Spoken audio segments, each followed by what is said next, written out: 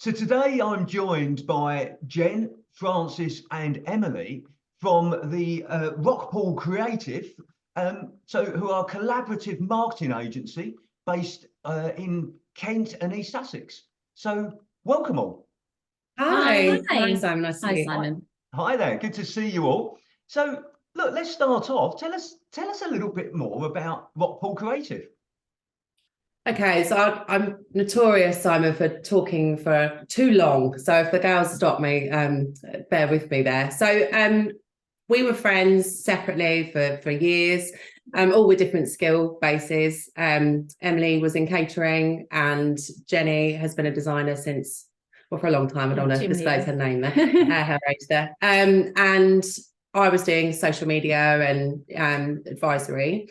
And we decided that really we should start working together. We're all freelance, and we had a very sort of broad conversation, didn't we, about, it's about time we worked together. Yeah. And from that, 5-minute conversation, we've not really worked apart since, Simon, which is why we then decided actually now's the time we should probably call ourselves something. And we moved on from there. So the idea is that you get the cohesion of an agency, but with the freedom of freelance, you only pay for the services that you require.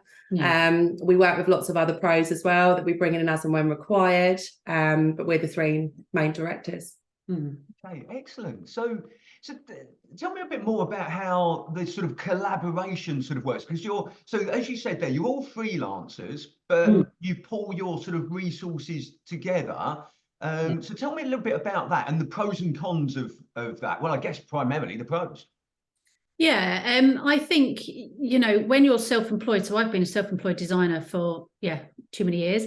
And so obviously you have to do every role in your company. You have to do the account, your financing, the accounts, the quoting, everything, things that aren't necessarily your strength. So from a creative, I really want to just focus on my element.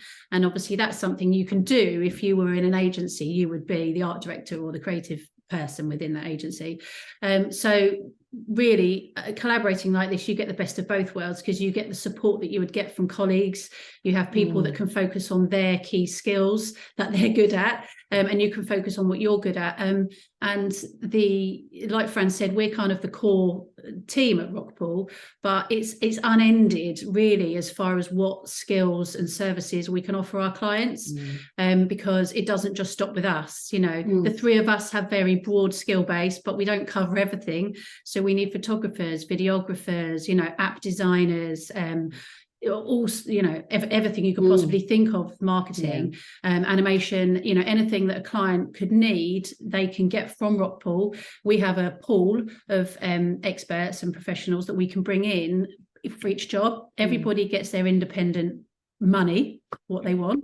Everybody's independently financed, and the client will only pay for what they need. We all do a bit of client handling, because obviously client communication is something that is needed in every project. But it's worked really well so far, hasn't it? It has worked really well so far. And I think for me, the psychology behind what we've built is fascinating, because I've always been very into psychology, and it's interesting when you look at how different people work. For example, these two are very creative. I'm very logical. So the three of us together, we make a full person, a fully functioning person that gets stuff done. Whereas if we were to be independent and on our own, we might be lacking in certain areas where we can pick that up on each other, which is has worked really well over the years. Yeah, it has. Yeah, you're right. Yeah, and that's the benefits of a team, isn't it? And teamwork, together you can achieve more than you could do independently. So, absolutely. So that's great. And Jen, you mentioned there about the other things of running a business, because you've all got your sort of skills in marketing and creativity and that sort of thing. But then there's the other things like marketing and sales and those sort of things, and finance. So. Who does that? Do you share that out between you, or? We did a skills audit before so although we've known each other for a really long time, we did do a skills audit at the beginning and worked out, who was, what they liked, what they didn't like, who did what, and through nothing short of a miracle, Simon, we ended up actually being able to divide those pretty well between us. Right, okay. So predominantly, like Emily said, she's very logical. So minutes, contracts, invoicing, bookkeeping. Yeah. These two aren't allowed to write notes because they are illegible. Yeah, well, there's copywriting. So that's very, it's Emily based. So that keeps us sort of in the straight and narrow when it comes to sort of the more creative and where are we going to go next and all of those things. That tends to be something I've got. And then Jen would work on something, how it looks. So going back to your original question, like what about the accounts sort of side and that sort of thing? It will be one of the three of us. And with sales, we tend to work together. We're quite unusual, Simon. We work, I would say 95% of our client base is based on recommendation. We're really lucky. Okay. And so it's not been something, ironically, we've had to really we haven't go down had to sell that. No, too we much, haven't had to go down the sales road too much, actually, before. Yet, watch this space. But predominantly it is word of mouth. So, yeah.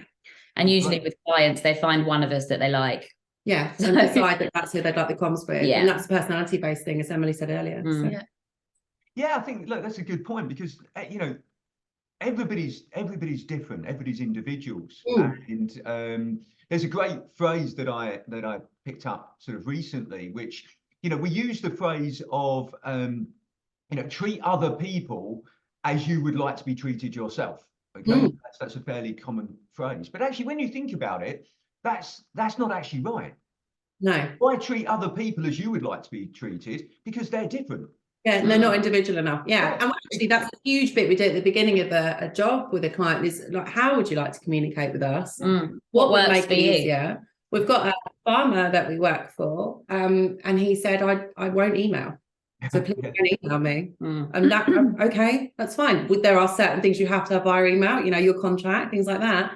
But ultimately, we don't. So he wants his comms to be either face-to-face or on the phone, and we are able to adapt in accordance to that. And the other pros that we had and brought in from our pool, as Jen said earlier, we said exactly the same thing. You're not going to get a reply via email. Don't email. It's quite individual to the client, and that we should be allowing that flexibility. Actually, yeah. Well, they're paying us. That's the point. Should be run. We should be able to adapt to however they wanted the project to work. I think that's really important for us. Yeah. To ascertain what that is and work within those remits. Absolutely. Yeah, it's all about great customer service, and look, you're obviously doing something right in terms of great customer services and treating people as they want to be treated with 95% recommendations. So you've obviously got a lot of people telling other people about you. So you're also doing a lot of things right there. So when did you actually come together as a collaborations? Because you were all sort of, if I understand it correctly, solopreneurs before. But when did you come together as a collaborative marketing agency? I think it was back in 2018-19. Okay. Not that long before COVID. We had some illness, one of us, I think, and then that would be me. Yeah. We suddenly thought, hang on, what are we doing? Because I think there was a couple of small projects. I think I had a client, and then I reckon, and then they wanted something that was out of my ability. So I said, "Oh, actually, Frank can do that." So there was a couple of projects that I recommended to these guys, and vice versa. And then we said, "Hang on a minute, let's, that they're getting an invoice from you, and they're getting an invoice from me, and it's not." Is more reassuring to the client whenever things kind of easier when everything's under one roof and with one and one bill, package, one contract, one compliancy, all of those things. It's just easier for the client. So we started and we said, look, let's form it, and we came up with a name, and actually kind of overnight we built a website because that's one of the things we do. But it wasn't everything we wished it would be. It wasn't particularly brilliant. Well, it wasn't really a showcase because we had the jobs coming in, so we just kind of had to get something up there and have a presence. So before we knew it, we were busy, and cogs are in motion, and it didn't really stop. Not so long ago, we actually revisited all of our own digital media and our digital presence, and given that overhauled the whole lot, a fresh lick of paint. But so we since we started, I think I've done 2 tiny kind of local minor little jobs as Jen.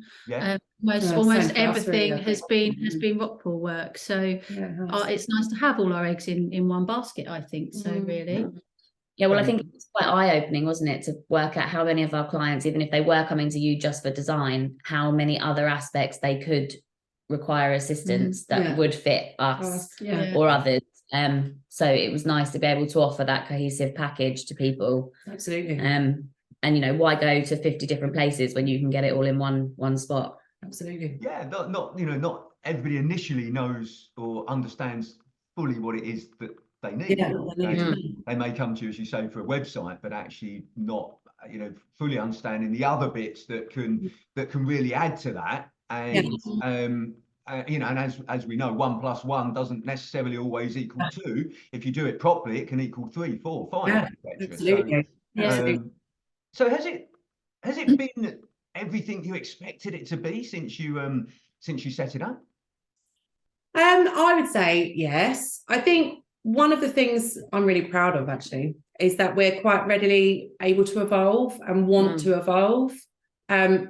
I think Jen and I would like to evolve at a speed that's probably not realistic, and Emily thankfully is there going, if we could just work on stage 1 before we get to an awards ceremony. So one of the things that we my proudest bit of the last 6 to 8 months is being able to offer our advisory services as standalone. So what was happening was our clients were coming to us, and like you said, Simon, they don't necessarily always know what it is they need. They know they just need to go somewhere with it. And so we ended up going, okay, well, really you should have this, and if we're doing that bit's missing, and your Google business says it's shut, maybe someone could look at that, and who's got that? And then it was a case of going, okay, well, there are people though that work in-house on those sorts of things.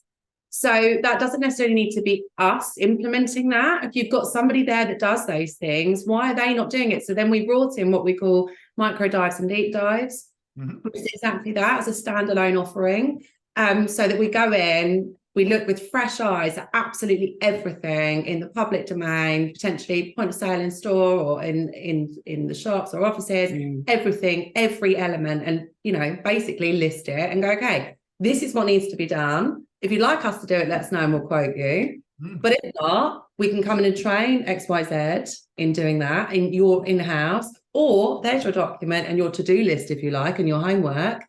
We wish you the best of luck. Let us know how you get on. And that's been I've really enjoyed that. We found it very eye-opening when we first started working together, how many agencies or, people doing the job that we did would tie people into retainers that kept them, coming back because they had to. They wouldn't give them their full access to their own digital property because they knew that would mean they could send them a bill when they come to them and say, oh, could you change this email address? And that was something that when we discussed, we said, that's really something that we want to lean completely away from. If somebody's coming to us and buying, for example, a branding package, once that's completed, they have everything. It's theirs. They've paid for it. Absolutely. So therefore, we can't. Why would we hold on to any of those aspects? If they want to come back to us, then absolutely wonderful. If they don't, they're more than free to never speak to us again. We've provided the service. They've paid the money. I really disliked the sort of I don't have holding on to it. It was a domain story, wasn't it? Sorry, it was the domain. I like that sort of thought process there. In the. Basically, if I can sort of summarize what you said there, and correct me if I'm wrong, but you sort of said you want your customers to want to come back to you rather than have to come back to you. And that's exactly it, Simon. The domain story I briefly mentioned there is we had a client come to us. It was their name. Their business was called their name. And their web designer had purchased their domain. They went at it with, a level of, what I would call, reasonable ignorance. They didn't really know what they were doing. And they trusted them. Yeah. And the web designer wouldn't hand over their name, which was their domain, their URL, as a digital asset. They wouldn't, and wanted it to be sold back to them. Now, I wouldn't like to speculate what went on under the water there. You never know, do you? But ultimately, as Emily said, that was something from the off. We were like, no. And you've had so many times, Jen, haven't you, where you've had to redo logos and redo branding because I've even had to rename a bit of business before because of lost assets and domains and things like that. Diversify, which we turned into a positive thing for them in the end. Of course. But that integrity and trust with our clients is something we really pride ourselves on. Absolutely. Okay, great. So Look, if you had to start from square one in business again, if you could take yourself back to when you started out, what would you do differently? It's an interesting question. I'd like to have our own digital assets, our own website, our own branding. I would have liked to have had maybe a small pause to allow ourselves to do that, To rather get than that a all up to refresh. scratch in the beginning, yeah. Yeah. Yeah. No business has that time, No, do they? There is, no. it doesn't really exist. One for us, it is a busman's holiday. Although I don't know if I would really. It's a as well at the difficult same time. it's hard. there's so much. I mean, God, we're not doing everything perfect or right at all. No. We haven't, but we are very good turning a negative into a positive. And we are very good at recognizing when systems and processes aren't working right. And like Fran said, evolving and diversifying. Yeah. We are really flexible with the way we work. You know, and you know, we're always growing and changing and learning, and that's paperwork, that's the way we work, that's the way we are with our clients, everything. So I don't think that's ever going to really stop, and probably nor should it. So it's hard to say what we would have done differently, because we wouldn't have got to where we were and learned the lessons we've learned if it didn't go the way it did. Great answer. I like that, because as you say, we are who we are through the mistakes and the things we've learned from over time. So but it's what you sort of said there is quite sort of common. Well, first of all, the thing that you sort of said there about it's a busman's holiday. That, you know, they always say, for instance, that a builder's house is never finished. They're always working on other people's houses, sort of, rather than their own. So I get that. But yeah, what you said there is quite common, because when you think about it, when you first sort of set up a business, what's one of the most important things? To start getting cash flow, because that's how a business survives. But actually, there's these other things that need to be put in place at the same time: the systems, the processes, you know, what I call the foundations of business, so that when you build on it, it's a strong business. But you know, that doesn't always happen, because if you're good at what you do, you generally get busy, and then the foundations get forgotten about. But you know, it's great. The other thing I really liked that you said there is about you said about the continued, you know, learning and the continued, and that's never going to change. Which is absolutely true. I mean, I think we'd all be really naive to think that, oh, I know enough now. I don't need to continue to learn. I mean, if we take AI as an example, what if we all we'd all decided, you know, 2 or 3 years ago, not to learn anything more. Therefore, AI, we're actually going backwards, because we wouldn't be learning anything about how things are evolving. So I think that's a very good point that you make. Continued learning from what we're doing and what's happening around us. I like it. Absolutely. And I mean, we've never built an agency before. The structure, like, I've worked in one, so I know how it works, but we've never built a business or an agency, so there was no blueprint to follow, or no. You know, there are other collaborative marketing agencies out there, not very many. I mean, it's quite a new thing.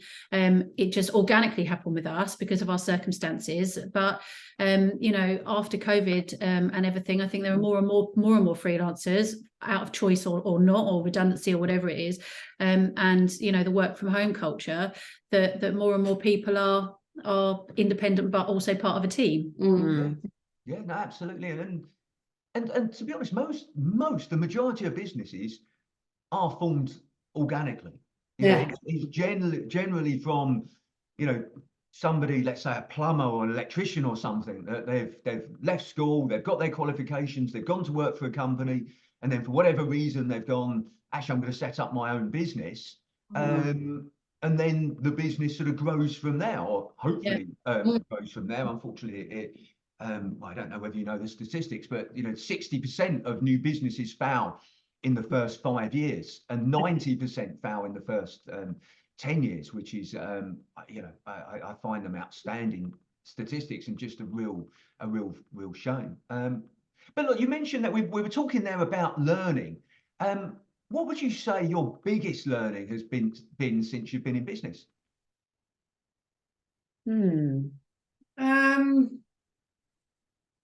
I think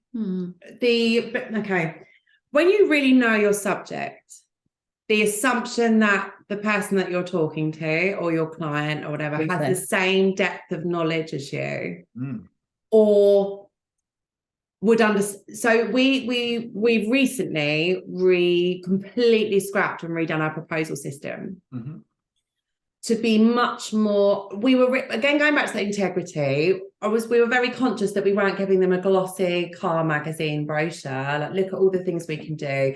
You know, it was quite fact-based, like, you know, not quite as you will get your website, but, you know, it will be 5 pages. It will include this, it will include that. But there's a whole other, you know, well, now we've discovered 3 further pages of things that we were doing part of the course.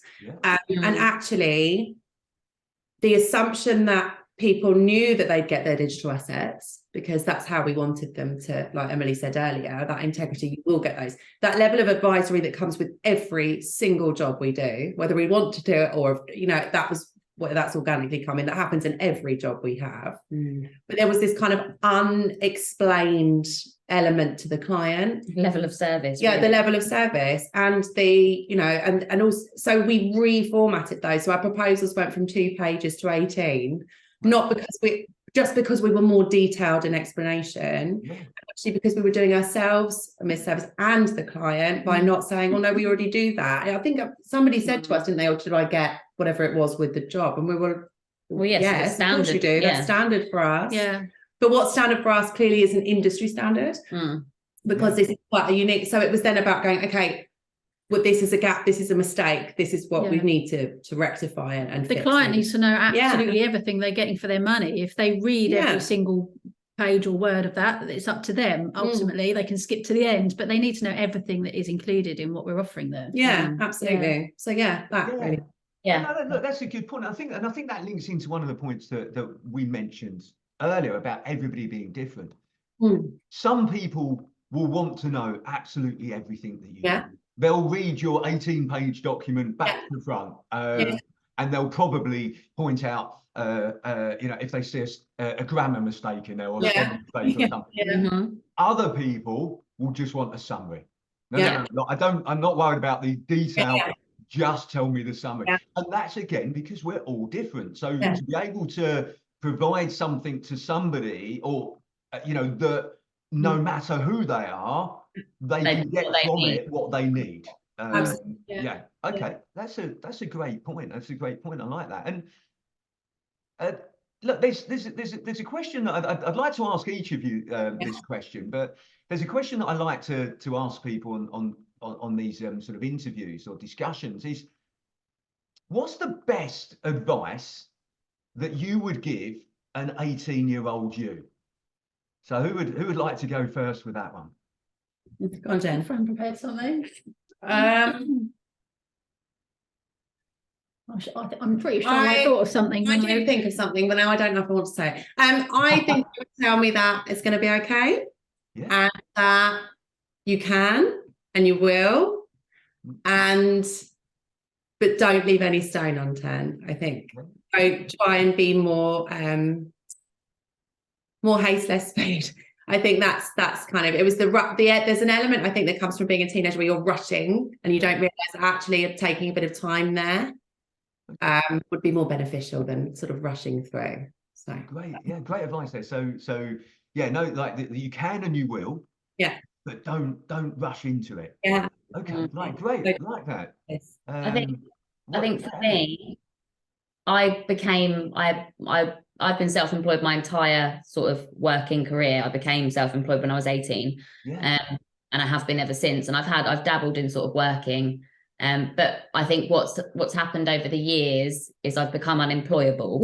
I think that's because I've worked for myself for so long. I can't imagine ever going back into that. And that was something that when I was younger really concerned me, like how, if I get used to this kind of way of living and this kind of way of working, how will I ever, if I have to, go back the other way? And actually, I think that what I would tell myself back then now would be, well, you don't ever have to. There is always an aspect of, if you've got skills that you can provide to somebody and you are that way inclined and you work best as a self-employed person, then you just got to keep plowing ahead and working out ways. I mean, my industries were so different. As Fran said, I started off in catering and I'm now in digital marketing.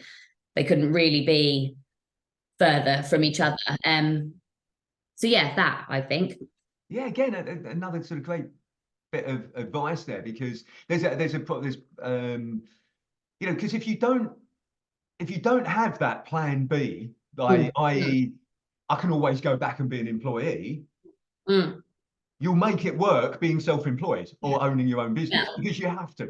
If you've always got in your mind, oh, I can always go back and get a job if I have to, then you're not as focused on making what you're doing work. So yeah, like a great bit of. And if you've spent the time as well getting qualifications and things like that in an industry that you're going to go and be employed in, you can end up feeling a bit like you're missing out on those skill sets if you're working for yourself and, you know, ploughing on through in that sector, in whatever industry you're in. You can feel a little bit like you're missing out, whereas actually as I've grown up, I feel like that's entirely the opposite. The experience and the sort of time in the field is much more valuable to me than you know, having gone to university for me personally. And yeah, no, I agree. There's something to be said about getting that balance between education, but also the right you know, life lessons, you know, and attitude as well is really important. On one of these business spotlight interviews before, I spent a lot of time talking to a managing director of a large business, 100 employees, about attitude and aptitude. You know, when with people, and attitude towards what you're doing and your approach is really, really important, as well as attitude. Absolutely. So, okay, so Jen, what about you? What's what advice would you give an 18-year-old you?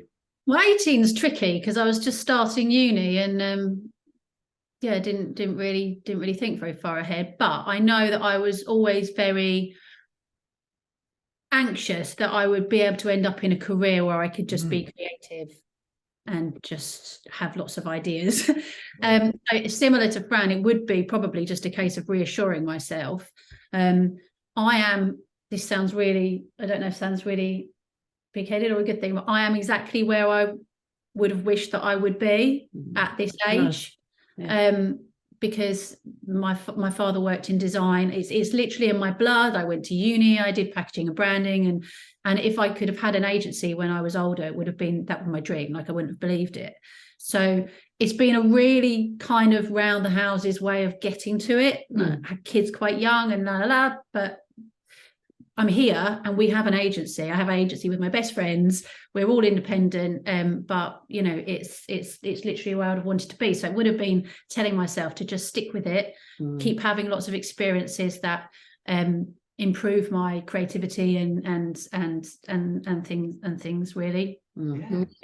Again, I really like that, in that, you know, the path to where we want to get to isn't always a straight one. It can be sort of windy, and there can be obstacles and that you know, all those sort of things in the way. But actually continue to focus on what it is that you want, and it might be a roundabout way that you get there. But if you focus on it and you really want it, you'll get it. Yeah. So again, I like that. Well, look, you know, Francis, Jen, Emily, I really appreciate you taking the time to speak with me today and sharing more about your business and also your journeys as well. So thank you very much. Thanks, Simon. Cheers, Simon.